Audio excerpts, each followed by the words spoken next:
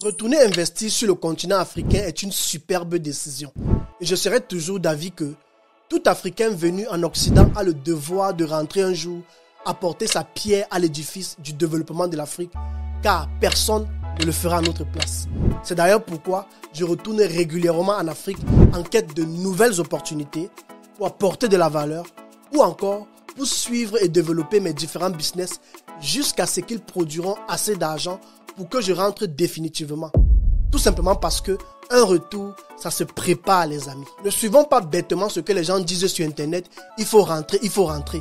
C'est vrai qu'il faut rentrer, mais je le répète encore, un retour, ça se prépare et on ne suit pas juste les gens comme des moutons. Mon objectif sur cette chaîne est de créer du contenu autour de l'entrepreneuriat, de vous partager les opportunités sur le continent afin d'encourager un maximum de compatriotes à retourner. Mais attention, je le répète encore parce que je dois vous dire la vérité.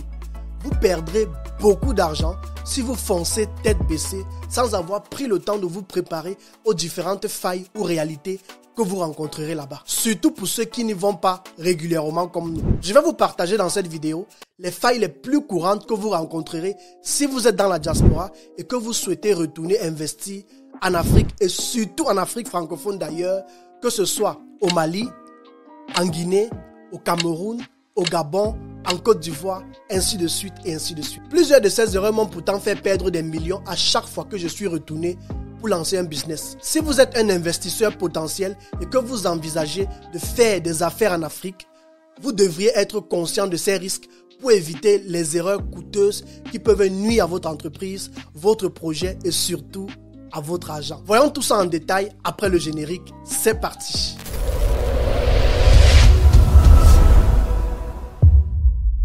Salut à toi et bienvenue sur ma chaîne YouTube, le futur entrepreneur africain.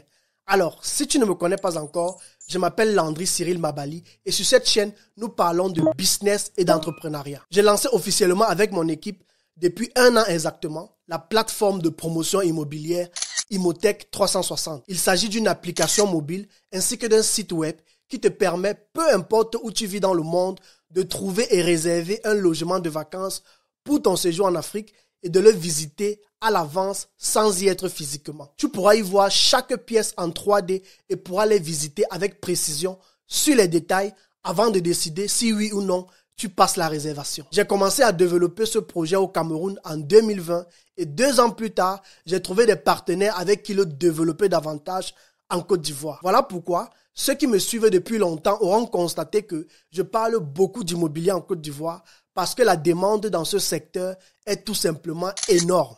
Et nous avons une clientèle qui s'agrandit jour après jour de ce côté de l'Afrique. Bon, c'est vrai, hein, le chemin est encore long, mais je suis déjà satisfait de ce que nous avons pu accomplir jusqu'à présent en équipe.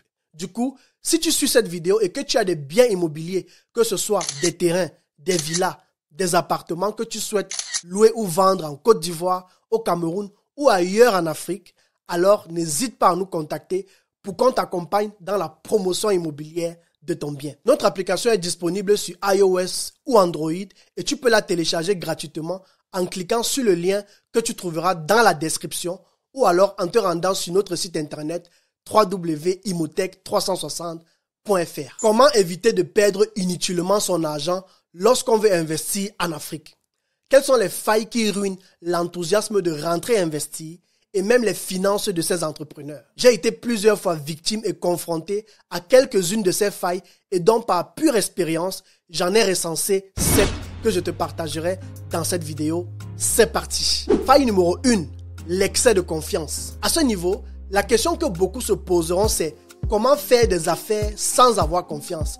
Pire encore, quand nous sommes loin du pays où nous investissons. J'en ai été victime 4 ans auparavant lorsque je me lançais dans l'achat d'une parcelle de terrain à Kribi, une ville au Cameroun, d'une arnaque que je qualifierais de l'un de mes premiers baptêmes dans le business en Afrique. À l'époque, j'étais vraiment jeune dans les affaires. J'ai donc eu une proposition d'achat de terrain. C'était une proposition qui tombait à pic. J'ai fait une descente express sur le terrain afin de voir de près l'espace et les dimensions qui m'avaient été proposées par le vendeur. Une fois sur place, j'étais plutôt séduit par le prix qui justifiait le cadre et l'étendue du terrain. Ce qui me mettait encore plus en confiance à cette époque, c'était le métier du vendeur. Vous n'allez pas le croire les amis, le vendeur était un pasteur. Tu t'imagines? Avant même de faire quoi que ce soit, Il m'a d'abord amené visiter son église pour que je baisse la garde. Ça, quand je repense encore à ça, je ris tellement. J'étais encore naïf. Cet homme était tout sauf le propriétaire de l'espace. Alors, comment est-ce que je l'ai découvert? Puisqu'on m'avait présenté non seulement tous les papiers du terrain, que l'offre convenait à mes attentes et que je devais bientôt retourner en Suisse, j'ai fait une avance de quelques millions pour réserver mon soi-disant terrain. Ça, si je savais. J'ai donc à l'immédiat heureusement contacté certains travailleurs pour défricher la parcelle pleine d'herbe et surtout pour établir les bornes. Pendant que les gars établissaient les bornes, voici donc une femme qui débarque sur les lieux et demande ce que ces gars faisaient sur son terrain à elle. Mes amis, la confiance ne doit pas exclure la méfiance. Heureusement, ces événements se sont déroulés dans l'intervalle de 2 jours, ce qui m'a donné la possibilité de rapidement saisir la police qui a traqué l'arnaqueur pour qu'il restitue l'argent qui m'a été volé. Imagine-toi un peu que j'étais rentré en Suisse ou bien que cette femme n'était pas venue à temps. J'ai eu beaucoup de chance cette fois, mais malheureusement, beaucoup sont dépouillés de la même façon juste à cause d'un manque de contrôle et surtout d'un excès de confiance. Surtout encore, j'aimerais aller plus loin lorsqu'on utilise le nom de Dieu, les émotions, les sentiments dans les affaires. Moi, j'ai commencé à développer une certaine manière de fonctionner, notamment lorsque c'est les affaires, on parle des affaires. On ne mélange pas le nom de Dieu dans les affaires. Et pour moi, c'est ma base. Si tu commences par utiliser le nom de Dieu pour insérer cela dans les affaires, moi, automatiquement, c'est un signe pour moi que je dois fuir. Tout simplement parce que ce sont des techniques par certains arnaqueurs, je ne suis pas en train de généraliser, mais pour la plupart des arnaqueurs, c'est une technique par laquelle ils essayent de te faire baisser la garde en utilisant les émotions. Quand on fait les affaires, on met les sentiments de côté. Faille numéro 2, la corruption. Ce qu'il y a de plus dangereux avec la corruption en Afrique est que on va te dire rarement qu'il faut de l'argent pour faire avancer un dossier. C'est à toi de deviner. Sinon, ce qui va se produire est que ton dossier va faire du surplace. Juste à cause d'une signature. Ça peut être la demande d'un agrément, d'une adhésion et ainsi de suite et ainsi de suite. Bref, c'est une habitude enracinée depuis bien longtemps chez les Africains. Ce qui est devenu d'ailleurs normal. Vois-tu à quel point c'est grave? Comprends-tu l'enjeu? Même si ton dossier vient pour le bien-être de la communauté en général, il y a toujours cette phrase-là, en tout cas au Cameroun, il y a toujours cette phrase-là. Nous on mange quoi dedans? Ou encore, je veux mon tchoko, comme on le dit si bien au Cameroun. Franchement les amis, pour moi c'est trop grave. Une fois, on m'a demandé l'argent de taxi pour transporter mon dossier d'un bureau à un autre situé juste à côté en fait. As-tu déjà été confronté à cela? Comment est-ce que tu as réagi face à ce genre de situation? N'hésite pas à me le partager en commentaire. Avant de rentrer investir en Afrique, prends conscience de cette réalité, sinon aucun de tes projets n'avanceront et tu vas accuser la sorcellerie pour rien. En tout cas, passons à la troisième faille. Faille numéro 3, les bonnes personnes. Déjà, même avant de croiser la corruption, encore qu'il faut y parvenir, si tu n'as pas le bon contact, le bon réseau, si tu n'es pas entouré de bonnes personnes, tu es condamné à échouer. Et cela, même si tu as beaucoup d'argent. S'il y a une chose que j'ai appris de mes échecs en entrepreneuriat en Afrique, c'est que la première ressource du succès, c'est d'avoir la bonne ressource humaine. Trouver des gens de bonne moralité qui ont encore des valeurs. Parce que tu le veuilles ou pas, tu ne peux rien réaliser en Afrique tout seul. Tu auras toujours besoin d'avoir des personnes, mais alors des personnes de bonne moralité. Aujourd'hui, avant de me lancer, je me rassure d'investir dans les personnes d'abord. Je me rassure de tester leur moralité sur une période bien définie avant de décider si je dois lancer mon business ou pas. Par exemple, tu ne peux pas confier la gérance financière de ton projet qui vaut des millions à quelqu'un qui ne t'a pas démontré son intégrité dans la gérance de 10 000 francs CFA. Ça veut dire que, avant de lancer un business de taxi avec quelqu'un par exemple au pays, je vais voir comment il gère un business de moto d'abord. Avant même d'arriver à la moto, je vais lui envoyer par exemple 5 000 francs, ensuite 10 000 francs, ensuite 50 000 francs, voire 100 000 francs pour gérer certaines commissions afin de voir comment il gère. Je vais aller graduellement jusqu'à ce que je sois sûr de son minimum d'intégrité sur une durée avant d'envisager lancer un projet avec la personne. Mais attention, ce n'est pas tout. Beaucoup d'Africains se plaignent de la diaspora que nous ne les traitons pas très souvent comme des êtres humains. C'est pourquoi ils abusent aussi de nous. Chers diaspora, si vous voulez bâtir une équipe fiable dans vos projets au pays, écoutez le conseil suivant. Intéressez-vous à la vie de vos employés. Cherchez à connaître où ils vivent. Quand vous rentrez en Afrique par exemple, faites des paquets à leur épouse. Faites des paquets à leurs enfants. Du moins pour ceux qui sont à la tête de vos business. Pas forcément à tout le monde. cherchez à comprendre leurs souffrances. Traitez-les comme des êtres humains, les amis, parce que c'est très très important. La vérité, c'est que beaucoup sont très intelligents en Afrique, mais c'est juste la misère, le chômage qui leur pousse à nous voler. Parce que la plupart ne recherchent tout simplement qu'à nourrir leur famille, surtout quand ils sont conscients qu'ils sont mal payés. Les gens souffrent au pays et toi tu viens là bien parfumé sur le chantier, arrogant vis-à-vis de ceux-là même qui peuvent décider de si ton business ira dans l'eau ou pas. Moi en tout cas, depuis que j'utilise cette méthode, je vois mes activités porter beaucoup de fruits en Afrique. Et si je peux donner un conseil, c'est investir sur les personnes d'abord. Trouver les bonnes personnes avant d'envisager lancer ton business, sinon tu échoueras encore et encore.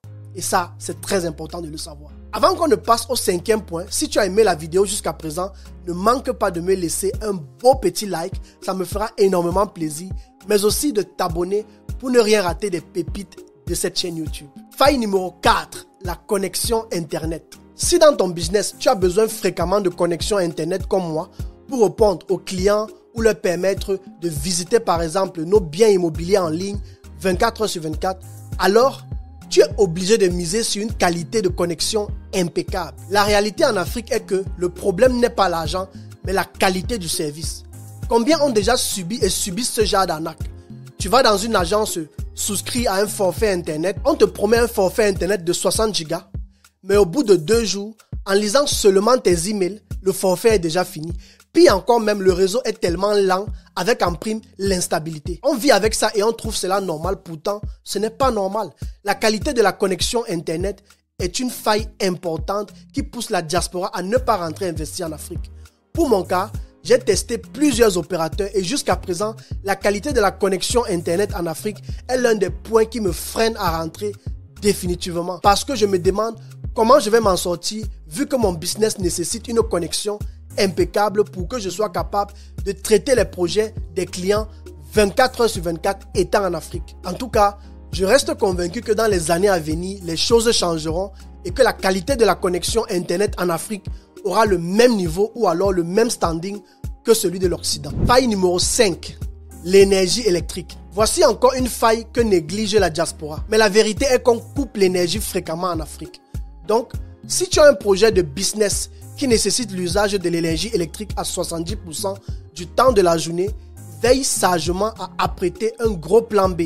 Parce que la coupure d'énergie, mon ami, ne te loupera pas. Et pour certains secteurs, ce problème entraînera l'endommagement de leurs appareils. Faille numéro 6, les routes. Une autre faille, c'est les routes. La plupart des quartiers de certains pays en Afrique n'ont pas des routes tracées comme en Europe. Du coup, si tu veux lancer un business de livraison de colis par exemple, tu dois réellement te préparer en conséquence, savoir choisir les zones d'emplacement de ton entreprise. Et pour beaucoup d'investisseurs, ils arrivent d'abord sur le terrain avant de se rendre compte ensuite de ce détail qui est une grosse faille. Un autre exemple dans lequel je vois la plupart de mes confrères de la diaspora se lancer, c'est celui de l'immobilier. Tu veux construire une résidence avec des appartements pour y faire de la location saisonnière, mais tu t'en vas acheter un terrain au fin fond d'un quartier difficile d'accès. Et en plus de cela, la route pour arriver sur ton site est mauvaise. Ne te surprends pas de n'avoir aucun client qui réserve chez toi. Tu as juste choisi le mauvais emplacement. Et c'est comme ça que tu finiras par regretter d'avoir investi en immobilier. Et si je le dis, c'est parce que plusieurs m'ont souvent contacté pour effectuer la promotion de leurs biens immobiliers au pays. Je suis arrivé sur le terrain, j'ai trouvé que les appartements étaient franchement magnifiques. Le standing était présent. Mais le seul problème, l'emplacement. Ne négligez jamais l'aspect de l'emplacement de la route quand vous achetez des terrains pour y faire des meublés. 80% des clients qui nous contactent pour passer des réservations pour leur séjour au pays sont très exigeants sur ce point-là. Faille numéro 7, la santé. Peu importe le secteur d'activité dans lequel on veut se lancer, la première ressource dont nous avons besoin, c'est la santé. Quand vous décidez de retourner investir et de vous installer même en Afrique, alors soyez conscient du fait que le système de santé n'est pas développé comme en Europe. En Afrique, très souvent, on va non seulement exiger de toi que tu payes d'abord une grosse somme d'argent avant qu'on te prenne en charge. Et même quand on va s'occuper de toi, c'est des tonnes d'examens qu'on va te faire sans détecter immédiatement le problème et le traiter. J'ai connu des amis qui ont failli mourir après un long séjour en Afrique à cause de la négligence de certains hôpitaux. Voilà pourquoi beaucoup avant de rentrer prennent une assurance maladie internationale en Occident de telle sorte que si quelque chose de grave arrive, qu'ils se fassent évacuer immédiatement vers l'Europe. Même si cela te sauvera peut-être la vie, je crois pour ma part que ce n'est pas une garantie, vu que tu ne sais jamais quand la maladie surviendra et si ton organisme tiendra assez longtemps. C'est pourquoi je conseille à la diaspora, quand ils entreprennent étant en Afrique, de prendre soin d'eux, de faire du sport, de manger sain, de boire de l'eau propre, minérale de préférence, toujours se laver les mains avant de manger parce que cela est très important, ne pas manger n'importe où. En fait, prendre soin de soi-même avant de laisser le reste entre les mains de Dieu. Maintenant, après avoir suivi cette vidéo, est-ce que mon objectif est de te dire ne retourne plus jamais en Afrique? Bien sûr que non. Moi, j'y suis régulièrement, que ce soit au Cameroun ou en Côte d'Ivoire, et chaque année, je suis confronté à toutes ces difficultés.